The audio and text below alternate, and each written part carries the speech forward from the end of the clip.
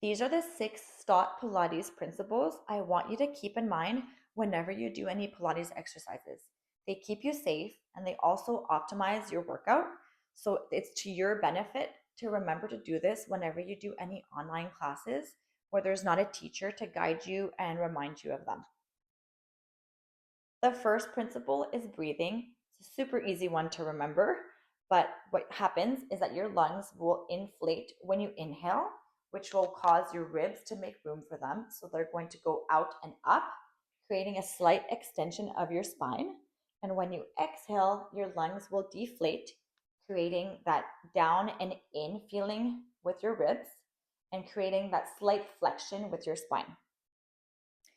You want to exhale with pursed lips because that will activate your pelvic floor that much more, which will then activate your transverse abdominis, which is your deepest core muscles, that much more. So your pelvic floor is like a hammock between your sit bones and your pubic bones, and it contracts upwards whenever you exhale. So you want to be exhaling with pursed lips to really activate the muscles and to give some fresh oxygen to your muscles that creates energy. So that's just the next principle is your pelvic placement. So it's really important for you to differentiate between what feels like a neutral pelvis for you and what's an imprinted pelvis for you. Everybody looks a little bit different depending on how big your glutes are, if you have a bigger or smaller curve in your back. But finding neutral and imprint is the most ideal way for you to have the best workout and also keeping yourself safe, like not having any low back pain, not creating any tension in your body. So having a neutral pelvis is when these bones right here, the ASISs, and your pubic bone are creating a nice little triangle. So if you are lying down, it's like a nice little tabletop where you can balance your favorite coffee cup and it's not going to spill. Having a neutral pelvis means that you also have a nice little natural curve in your low back, and you also are placing your deep stabilizer muscles in that ideal mid-range length, which is the most efficient and safe and most shock absorbing for you. If you are unable to keep neutral whenever you lift up any legs, or if you have any low back pain throughout any exercise, I want you to use an imprint, and the degree of imprint can really vary depending on each person. And as you progress, you want to be able to move towards neutral more. But if you're a new beginner, do not be afraid to use imprint for everything if that's what feels the best for you and it gives you that core engagement.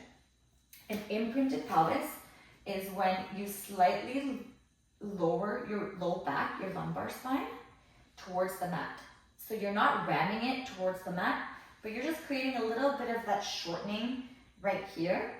And that gives you the most core engagement to either lift up any legs or through any exercises where maybe your abdominals are a little bit weaker and need a little bit more support.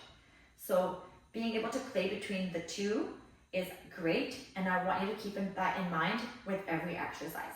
The third principle is your rib cage alignment. We want to remember to have your rib cage as much as possible over top of your pelvis to have that nice alignment. We also want to remember to breathe, not just shallow, but to breathe on the sides of your ribs and also the back of your ribs to create that nice 3-dimensional breath and really fill up your body with that fresh oxygen.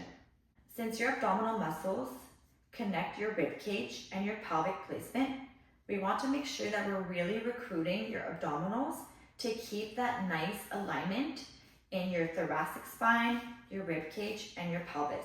So whenever you need to recruit your abdominal muscles a little bit more to keep that nice alignment and shape and containment, you want to use your exhale and exhale through pursed lips.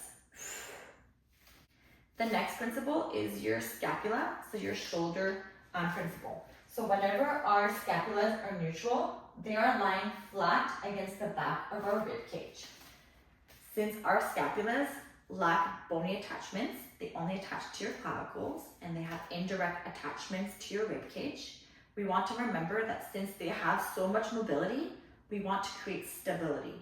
So through each exercise, Teachers will not be telling you, hey, remember to stabilize your shoulders, but you want to remember that through the exercises that your shoulders have a lot of mobility and you want to be able to stabilize them through each exercise. So your scapulas like to move in 6 different directions. So if you find that you're super tight before doing a Pilates class, just try moving your shoulders in arm circles and just get them to move in all of the 6 different directions to create some movement, because they do tend to get really stuck in our rib or like our thoracic spine. The next principle is your cervical placement. So our neck will have a natural curve that follows the curve of your spine. It's in a slight extension, and usually we have our gaze facing right ahead. That's a neutral.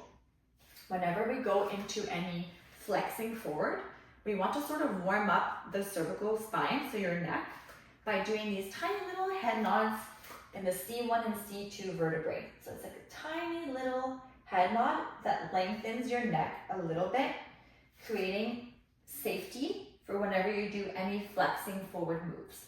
So whenever we do any abdominal work and we're moving upwards, you want to just remember to do that tiny little head nod to set your neck into that really nice, safe placement. The last principle is that of your lower body. So we want to be mindful in any exercise, whether we're standing on the reformer, on the mat, we want to be mindful of where everything is tracking. So we want your hips over top of your feet. We want to see this proper alignment between your hips, knees, ankles, and feet. You want to have really nice weight bearing in the center of your foot, where the big toe, little toe, and heel create this nice base for you. You also really want to remember that wherever there's a weak joint or misalignment, your body will try and make up for it, either above or below it. So really stay mindful throughout exercises of where things are tracking and the weight bearing. So if you're moving from side to side, really be mindful of that. And remember to be spring-like. So you don't want to be stomping and creating any jarring moves. You want to really just be nice and light for the most optimal and safe workout.